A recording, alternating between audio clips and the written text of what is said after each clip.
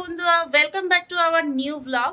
চলে আসলাম আবার একটা তোমাদের সাথে নতুন ভিডিও নিয়ে। তো এখন দেখতেই পাচ্ছ আমি সেজে গুজে রেডি হয়ে পড়েছি।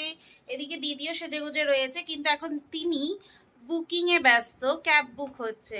তো আমরা যাব একটা জায়গায়, তোমাদের সাথে ব্যাঙ্গালোরের একটা লোকেশন শেয়ার করতে চাই। তো সেটা কোথায় যাচ্ছি না যাচ্ছি পুরো ভিডিওটা দেখলেই তোমরা বুঝতে পারবে। তো ভিডিওটা একটু স্কিপ না করে কন্টিনিউ করবে। যারা যারা নতুন দেখছো আমাদের ভিডিও, তো অবশ্যই চ্যানেলটা সাবস্ক্রাইব করে দিবে আর পাশে থাকা বেল আইকনটা টং করে বাজিয়ে দিও। আমরা কিন্তু এখন পৌঁছে গেছি ওরিয়েন্ট মল। দেখতে পাচ্ছ কি সুন্দর করে সাজিয়েছে, অসাধারণ লাগছে সত্যি বলছি। মানে ভাষা হারিয়ে ফেলছি দেখে। কিন্তু আমরা একটু লেট করে ফেলেছিলাম, প্রোগ্রামগুলো শেষ হয়ে গেছিলো। এখন এসছি আমরা ওয়েস্ট সাইড শপিং কাউন্টারে। তো দেখতে পাচ্ছ কি সুন্দর সুন্দর সব কালেকশন, কিন্তু সেই রকমই এক্সপেন্সিভ কালেকশনগুলো। তো অনেক কিছুই পছন্দ হয়েছিল, কিন্তু আর ইচ্ছে করলো না। জানো কেন?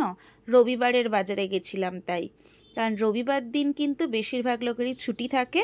তো সেই জন্য লম্বা একটা ট্রায়াল রুমের দাঁড়িয়ে দাঁড়িয়ে ওয়েট করে দেখতে ইচ্ছে করলো না। তো যাই হোক, এখানে অনেক রকমের অপশানস রয়েছে, দেখতেই পাচ্ছ। ডিও, পারফিউম সব কিছুই রয়েছে। আমরা সব কিছুই ঘুরে ঘুরে চেষ্টা করছি তোমাদের সাথে শেয়ার করার, যতটা সম্ভব শেয়ার করলাম। তো তোমরা অনেকেই হয়তো ওয়েস্ট সাইড থেকে শপিং করেছো আর জানো এখানকার কালেকশন কীরকম থাকে, প্রাইস কীরকম থাকে। তো যথারীতি বাইরের দিকে আবার বেরিয়ে আসলাম। এখানে এই স্ট্যাচুটা আমার খুব ভালো লেগেছে, আর এই পরিবেশটা তো অসাধারণ, মানে জাস্ট ওয়াও যাকে বলে। কি সুন্দর করে সাজিয়েছে দেখতে পাচ্ছ।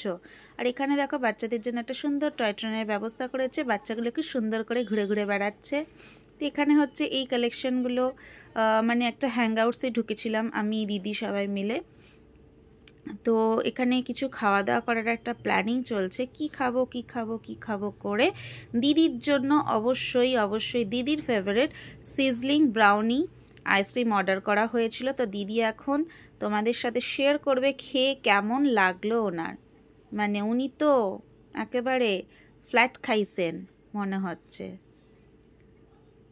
দেখো, লোভনীয়, জাস্ট দেখতে লোভনীয়, বাট আমার খুব একটা পছন্দ হয় না। দেখেছো পড়ে যাচ্ছে বা তুলে তুলে নিচ্ছে, উফ উফ, আহা আহা আহা। তো খাওয়া দাওয়ার পরে আমি আর দিদি একটুখানি বসেছিলাম নিচের দিকে। আর এখানে খুব সুন্দর করে সাজিয়েছে দেখো, আমার ভীষণ পছন্দ হয়েছে এই সাজানোগুলো। তোমাদের কার কার কেমন লেগেছে অবশ্যই সেটা জানাবে, কিন্তু তোমরা এটা জানাতে কিন্তু ভুলো না। তো এই মলের ভেতরেই কিন্তু একটা ছোট্ট করে পপ কাউন্টারও রয়েছে। তো সবাই এখানে বসে বসে কিন্তু নিজেদের এনজয় করছে সময়টা। তোমাদের একটা কথা এখানে বলতে ভুলে গেছি, বাড়ি থেকে আসবার সময় খাবার দাবার গুছিয়ে রাখতে গিয়ে আমার জামায় পড়ে গেল ঝোল। আর কি করা, সুন্দর জামাটা ছেড়ে আবার সেই টি শার্টে ফিরে আসা। এখন যাচ্ছি বাড়ির পথে। তো আজকের পুরো ভিডিওটা তোমাদের কেমন লাগলো, তোমাদের সাথে পুরোটা শেয়ার করার চেষ্টা করলাম। খাওয়া দাওয়া, ঘোরা আর সাজানো গোছানো সমস্তটা।